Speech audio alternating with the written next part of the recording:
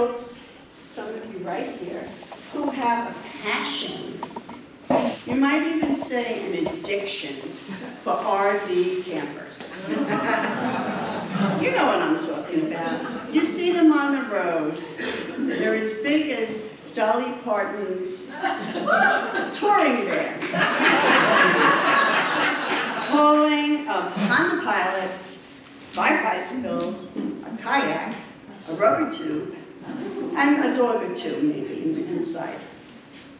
So these big-ass trailers swerve back and forth on the lane next to you, and you have to speed up before they spin out in front of you. So let's face it, we Mini Cooper drivers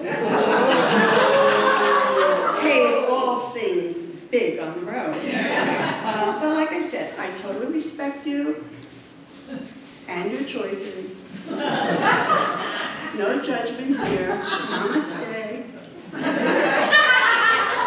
I'm one of those people who truly hates, loathes, and detests road trips with every fiber of my being. And my husband, Don, he hates them too. That is, he hates them when I'm the passenger. With him, and he's trying to drive. Me, in a panic. Slow down! All the cars ahead of us are braking. Hey, I can see them. Me, watch out! That car is about to change lanes and he's not signaling. I can see him. You're going too fast. The speed limit is 30 and I'm doing 29. Still too fast. Hey, be quiet. You're making me nervous. Let me drive. Shut up. Well, I try to behave. Truly I do. But it's hard for me, especially when someone, he, yells at me to shut up. Oh, I will. For the next 5 or 6 or 7 hours, not one single word. Not even when it's time to make a crucial turn. So there, tell me to shut up really quick. Look, the minute I get in the car, I'm holding on to the strap, as if I were back on the Q44 bus to Orchard Beach. And what makes it even worse is my pretend brake. It doesn't work. I really need to get that checked out. Installed.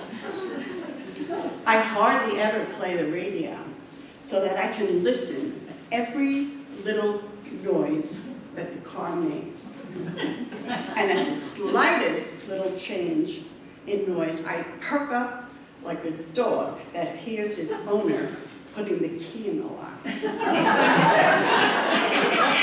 Is it a flat tire or a blowout? I am really impossible as a passenger, and I know it.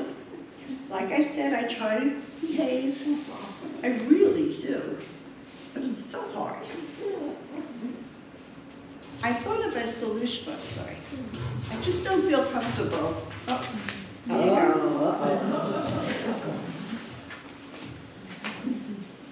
I just don't feel comfortable in the car. And I'm sure I'm not the only one who feels that way. Perhaps I should have a past life reading with a psychic to find out why, whenever I cross over the Courtney Campbell Causeway to go on to 275 towards Tampa, I break out in a cold sweat. And I start to hyperventilate. I wonder if I was in an accident in a past life right there at that spot. And it doesn't even have to be a car or a truck that killed me. It could have been a horse and carriage on its way to do a ghost tour of Ybor City for all I know. But I do know that I have to close my eyes real tight and say a couple of Hail Marys and the 23rd Psalm till we merge onto I-4. And then I can let out a sigh of relief. That is, until we get close to Orlando. That's another story altogether. For that trip, I may need to wear Depends. If you catch my drift. And you don't really want to do that. Thank God for the GPS. The greatest invention in all history, second only to penicillin. Invented by an African-American woman named Gladys West, my personal hero. With a name like that, you'd have to say it was her destiny, her direction in life. No pun intended. She's now 93 and 94 years old. I bless her every time I am trying to get to the Countryside Mall and need to go south on 19 North. Right.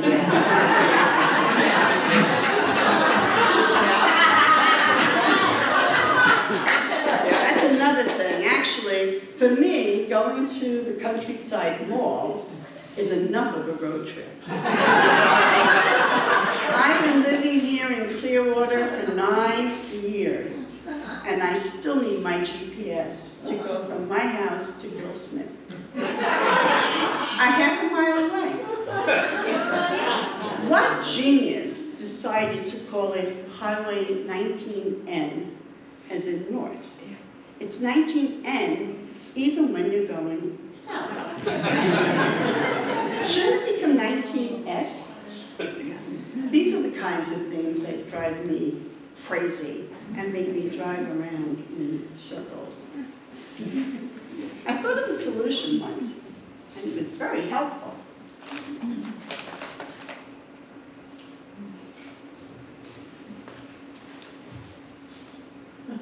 I decided that to take my mind off the road and the situation, I would be a good passenger and occupy myself with crocheting a prayer shawl.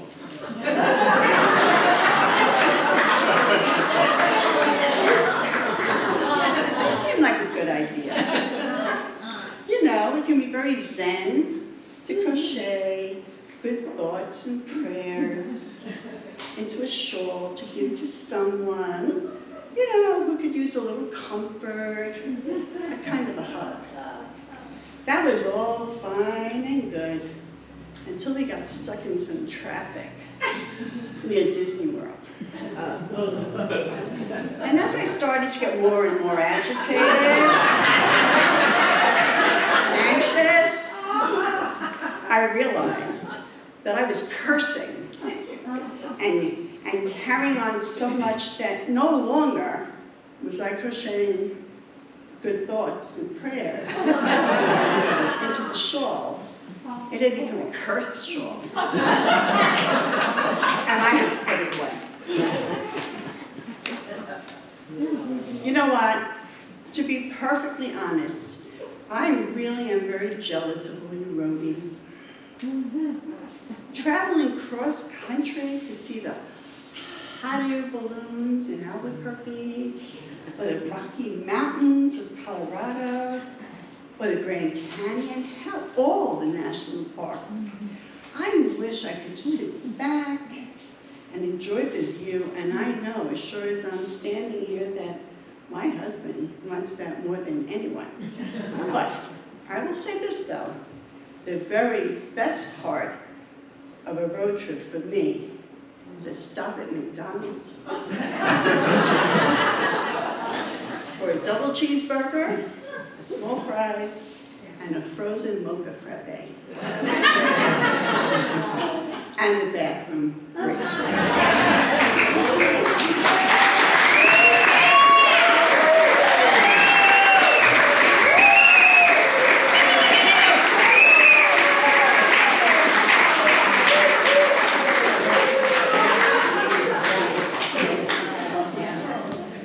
great. That was amazing. Another round